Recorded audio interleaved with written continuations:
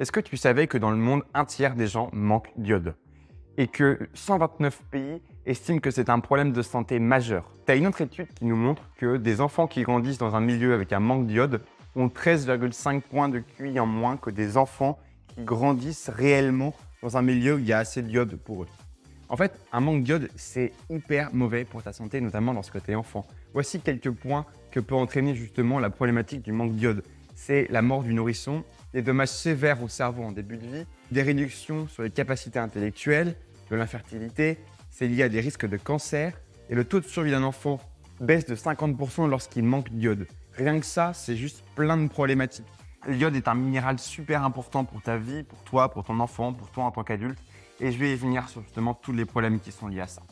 Le premier problème, c'est justement l'hypothyroïdie. En fait, l'iode est un minéral super important pour ta thyroïde qui est juste là. J'en reparlerai un petit peu plus tard. Mais en gros, la thyroïde sécrète des hormones qui sont très importantes.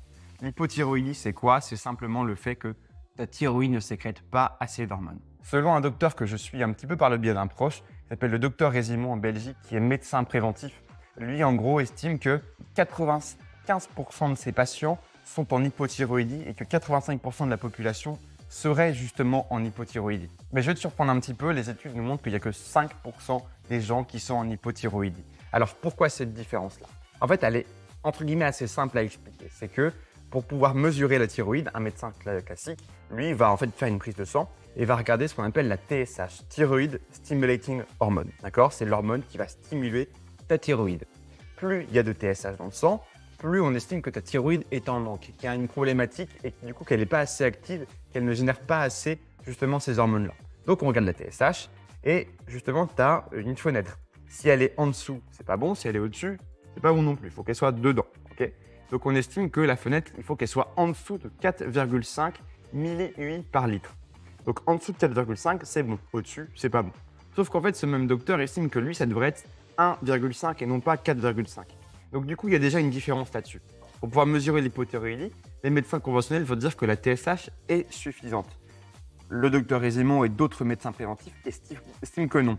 Il faut regarder d'autres hormones, comprendre justement les hormones de la thyroïde pour savoir s'il y en a assez ou pas. On va regarder aussi par exemple le zinc, la B12, etc.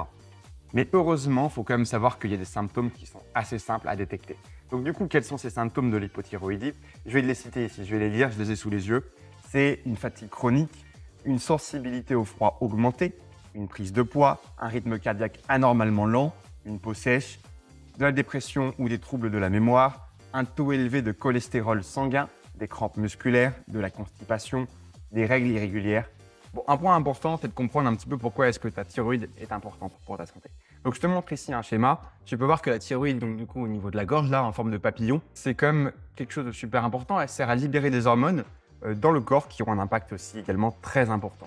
On pense notamment à la T3 qui s'appelle la triiodothyroïnine et à la T4, thyroxine, d'accord, qui a un rôle justement. Alors pourquoi T3, T4? Petit point. T3, c'est parce qu'en fait, tu as 3 atomes d'iode dessus qui sont attachés et la T4, tu as 4 atomes d'iode qui sont attachés dessus. Elles ont un rôle notamment dans le métabolisme. Elles servent à la synthèse et l'utilisation et la dégradation des lipides, des protéines et des glucides.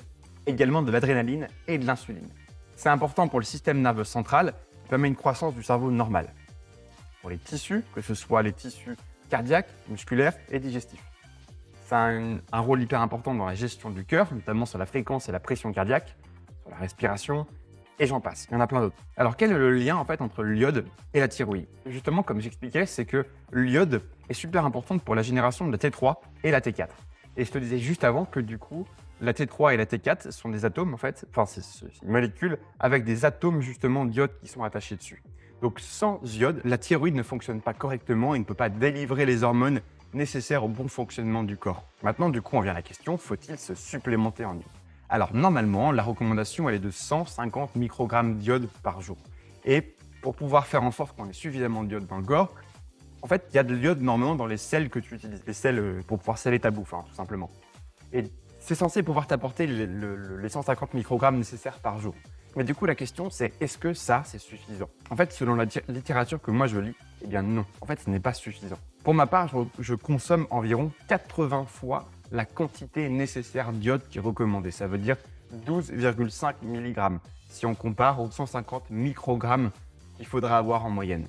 Alors pour pouvoir être sûr que je n'ai pas de problématique, je complémente sur d'autres choses, notamment le sélénium, qui permet en fait de compenser ça et de s'assurer que du coup, l'iode ne devienne pas toxique pour le corps, mais fonctionne aussi bien pour ta thyroïde directement. Parce que si tu n'utilises pas le sélénium, en fait, tu baisses ton sélénium et le sélénium a aussi un intérêt hyper important pour ta thyroïde. Honnêtement, je ne peux pas te conseiller de faire comme moi. Je vais te conseiller surtout de pouvoir te renseigner sur l'iode et à quel point est-ce que c'est important.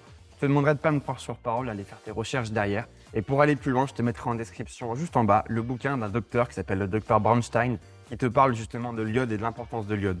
Le gars a écrit un bouquin qui est super intéressant, bien complémenté, avec pas mal d'études sur le sujet, et il t'explique pourquoi est-ce qu'il faut prendre des doses un peu plus élevées en iode, justement.